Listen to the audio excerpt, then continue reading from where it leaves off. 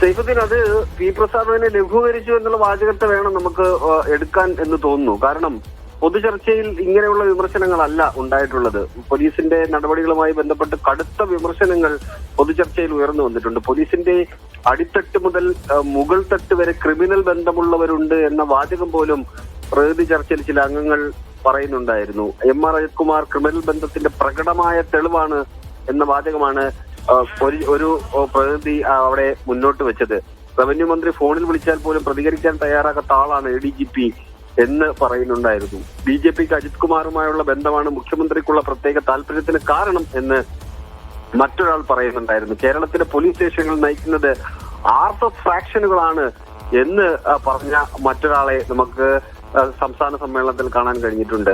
മുഖ്യമന്ത്രി ADGP സംരക്ഷിക്കുമ്പോൾ branch സെക്രട്ടറിയും local സെക്രട്ടറിയും പോലീസ് സ്റ്റേഷനുകളിൽ ഇടി വാങ്ങുകയാണ് എന്ന വാചകം മറ്റൊരാൾ പറഞ്ഞിട്ടുണ്ട്. അങ്ങനെ പോലീസിനെതിരെ അതിരൂക്ഷമായ വിമർശനങ്ങളാണ് പ്രകൃതി ചർച്ചയിൽ ഉയർന്നു വന്നത്. പക്ഷേ സമ്മേളനത്തിന്റെ ഭാഗമായിട്ട് കമ്മ്യൂണിസ്റ്റ് പാർട്ടികളുടെ രീതി അനുസരിച്ച് പത്രസമ്മേളനം നടത്തുമ്പോൾ എന്തൊക്കെ കാര്യങ്ങളാണ് ഉയർന്നു വന്നത് എന്ന തരത്തിലുള്ള കാര്യങ്ങൾ അവർ വിശദീകരിക്കാറുണ്ട്. അത് അദ്ദേഹം കുറച്ചുകൂടെ ലഘൂകരിച്ച് പൊതുസമൂഹത്തിന് മുന്നിൽ പറഞ്ഞതാണ്. അത് സംസ്ഥാന സെക്രട്ടറി ബിനോയ് വിശ്വം നേരത്തെ സൂചിപ്പിച്ച പോലെ തന്നെ ഈ തെരഞ്ഞെടുപ്പ് സമയത്ത് രേഖയിൽ അങ്ങനെയുള്ള വിമർശനങ്ങൾ വേണ്ട, നിങ്ങൾ ചർച്ചയിൽ ഉന്നയിക്കുന്നുണ്ടെങ്കിൽ ഉന്നയിക്ക് എന്ന തരത്തിലാണ് ആ ഒരു സമീപനം നേതൃത്വം സ്വീകരിച്ചത്. അതിന്റെ ഭാഗമായിട്ടായിരിക്കാം ഒരുപക്ഷെ പി പ്രസാദ് അങ്ങനെ പറയുന്നത്. പക്ഷേ പ്രകൃതി സമ്മേളനത്തിലെ പൊതുവികാരം അങ്ങനെയല്ലായിരുന്നു എന്നുള്ളതാണ് വസ്തുത.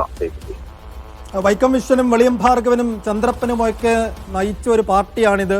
ഇങ്ങനെ ഒരു പാരമ്പര്യമല്ല പാർട്ടിക്കുള്ളത് എന്ന് ഈ പൊതുചർച്ചയിൽ പ്രവർത്തകർ തന്നെ വിമർശനം ഉന്നയിച്ചു എന്ന വാർത്തകളൊക്കെ നേരത്തെ പുറത്തു വന്നിരുന്നു. അപ്പോൾ ഈ പോലീസിനെ നിയന്ത്രിക്കുന്ന കാര്യത്തിൽ LDF-നകത്ത് മുന്നണിക്കകത്ത് വലിയ വിമർശനങ്ങൾ, ആഭ്യന്തര വിമർശനങ്ങൾ ഉള്ളിൽ പുകയുന്നതിനിടെ ഈ CPI സമ്മേളനം ചേരുമ്പോൾ കൃത്യം ഒരു വർഷം മാത്രം തെരഞ്ഞെടുപ്പ് അടുത്തെത്തി നിൽക്കുന്ന ഒരു ഘട്ടത്തിൽ ഈ വിമർശനങ്ങളോ എതിർപ്പുകളോ തുറന്നു പറയേണ്ടതില്ല, അങ്ങനെ ഒരു വിവാദമാക്കേണ്ടതില്ല എന്ന് CPM-ൽ നിന്ന് കർശനമായ നിർദ്ദേശം CPIക്ക് ലഭിക്കുകയും അങ്ങനെയാണ് ഈ പരസ്യ പ്രതികരണങ്ങളിലേക്ക് കാര്യങ്ങൾ പോകാത്തത് എന്നുകൂടി നമ്മൾ കാണണമോ സൈഫ്?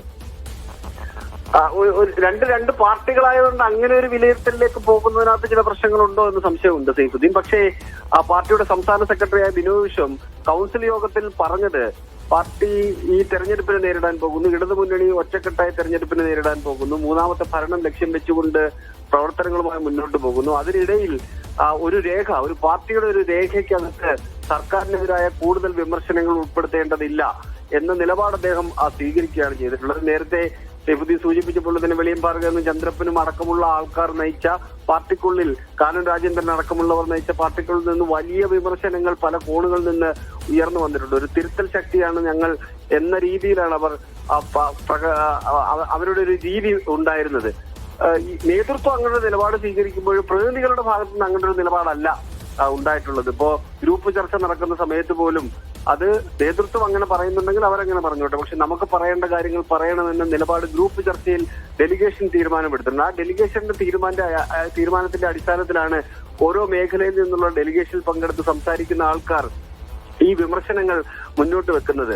അത് രാഷ്ട്രീയ റിപ്പോർട്ടിന്മേലുള്ള ചർച്ചയിലാണ് ഈ വിമർശനം. ഇനി നേതൃത്വത്തിനെതിരായ വിമർശനം വരാൻ കിടക്കുന്നതേ ഉള്ളൂ. കാരണം പ്രവർത്തന റിപ്പോർട്ടിന്മേലുള്ള ചർച്ച ഇന്നിപ്പോ നടന്നുകൊണ്ടിരിക്കുകയാണ്. ഇപ്പോൾ നടന്നുകൊണ്ടിരിക്കുന്നത് പ്രവർത്തന റിപ്പോർട്ടിന്മേലുള്ള ചർച്ചയാണ്. ഇപ്പോ സർക്കാരിന്റെ പ്രവർത്തനങ്ങളുടെ ഒരു പരിശോധന നടന്നിട്ടുണ്ട്. അത് രേഖയുടെ ഭാഗമായി വരാൻ വേണ്ടിയുള്ള സമ്മർദ്ദം സ്വാഭാവികമായിട്ട് നേതൃത്വത്തിന് മുന്നിലേക്ക് എത്തിച്ചേരും.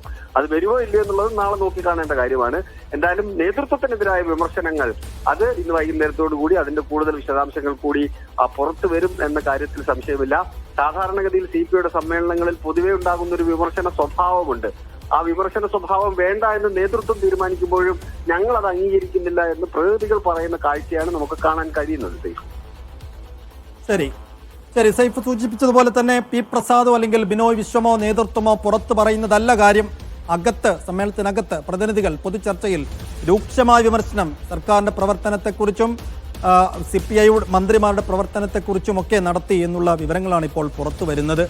ആ നിലക്ക് സർക്കാരിന്റെ കഴിഞ്ഞ 10 വർഷത്തെ പ്രവർത്തനങ്ങൾ ഇടകീറി പരിശോധിച്ചിട്ടുണ്ട് എന്ന നിലക്കാണ് കാര്യങ്ങളുള്ളത്. പക്ഷേ അത് പ്രത്യക്ഷത്തിൽ ആ ഒരു വിമർശനങ്ങൾ പൊതുമധ്യത്തിലേക്ക് എത്തിക്കാൻ നിലവിൽ നേതാക്കൾ മുതിരുന്നില്ല എന്നതുകൂടി കാണണം. സൈഫ് സൈനുലാബ്ദീനാണ് സമ്മേളന നഗരിയിൽ വിശദാംശം നൽകിയത്.